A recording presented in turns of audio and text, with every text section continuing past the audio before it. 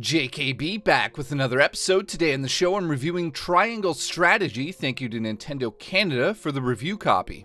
I'll point out this is a spoiler-free review, so I won't be talking about the story. I will be talking about the combat and how I feel overall about the game. Triangle Strategy is a tactical role-playing game from the producer of Bravely Default and Octopath Traveler. Now, like I just said, I will not be spoiling any of the story here. The story, however, is a major part of this game, and if you don't like sitting through a lot of dialogue, this game isn't for you, so I'll say that right off the top. I will say the story is very interesting at times, however, very long-winded when you are in between the battle sequences. At times, I'm like, come on, let's get back to the battle because it's so much fun. And yeah, I'm going to focus in on the battle now. It's a grid-based battlefield. This means that your characters have unique abilities and set movement range per turn within this playing field. You're able to see the grid on the ground as you're taking over each character.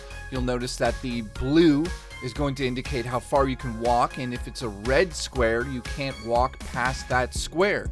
You'll have special abilities and skills that use tactical points per character that can be refilled.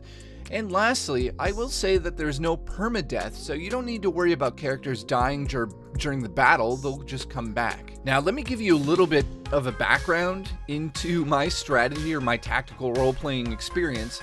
You know, I played games like War Groove and Advance Wars, which are quite similar to this, except this is in 3D and it is much harder, I would say, due to the verticality of these maps. But in saying all that, I love the fact that you can move these characters around the enemies, which will grant them, stronger attacks and combo attacks with your teammates.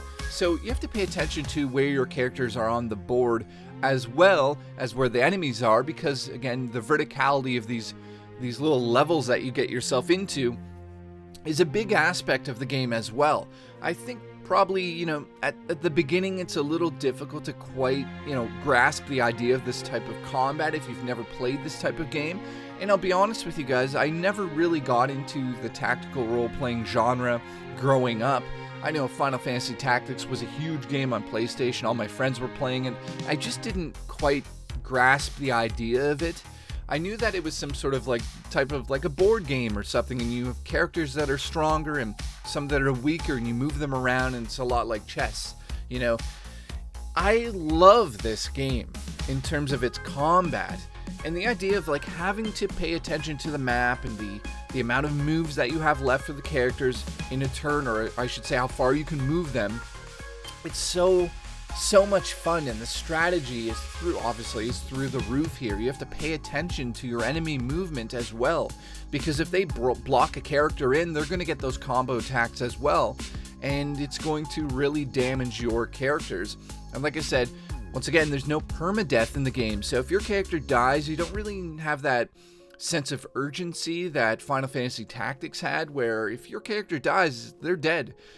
Obviously, because of storytelling, we can't do that in this game, so you're able to just continue in the story, not worry about that. Now, in between the combat, like I said, I'm not going to spoil it, but there are choices that you make that really affect the end game. There are 4 different endings with, branching paths throughout the story, and to get these 4 different endings, you're going to have to play the game once again after you've beaten it. So it has New Game Plus, I will say that much. So that's a huge deal for people that love this type of combat in games. And let me just say this again.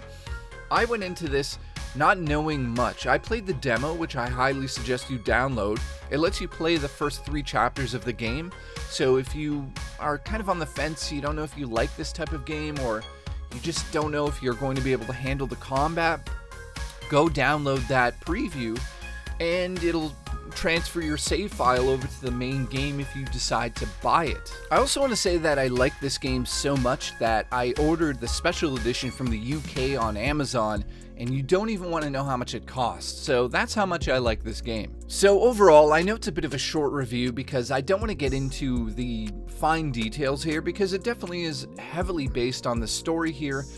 Some of the story's silly. Of course, it's going to be a bit silly at times, and yeah, it's a little long-winded in between combat phases. I did find myself sitting there saying, like, let's go, come on, I want to get back into that. But the presentation, let me talk about this quickly. It is gorgeous. This 3D, 2D, atmosphere that is made famous through Octopath Traveler is incredible to look at. It's fascinating. As somebody who grew up with this type of graphic on the Super Nintendo, seeing it sort of just pushed forward, sort of the evolution of this visual style is really amazing to see. And I know a lot of people, because of their love of RPGs and all that sort of like pixel art and stuff like that, they're gonna love the look of this game. If you haven't played Octopath Traveler, it has the exact same engine, I believe, and it really does work. And I really hope we see some more remakes of classic games in this style. So in closing here, because I don't want to go too long in this game, there's a lot to it, but then again there isn't, because it's just about setting up that board, looking at where the enemies are, and strategizing how you're going to get out of this situation. Paying attention to the enemies in terms of where they are obviously on the grid, but also the verticality, like I said many times already. I repeat myself. But in closing, I'm going to give the game an 8 out of 10. I think that there's certain aspects here that I would like to see, like some sort of way of just jumping into maybe a multiplayer where you're playing against somebody, or co-op, couch co-op, where you can face your enemy right in the same room. Something like that would be interesting to see in the future if we get a sequel to this. I do know that it sold over 800,000 copies in 2 weeks, so that's a plus. I'm excited about that. So in closing, 8 out of 10.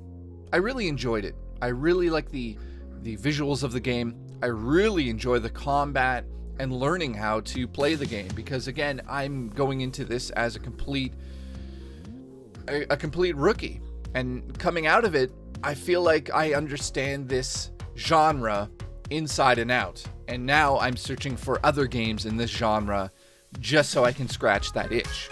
Thanks for watching, and I'll see you in the next episode of JKB. That's my ending, I think. I don't remember.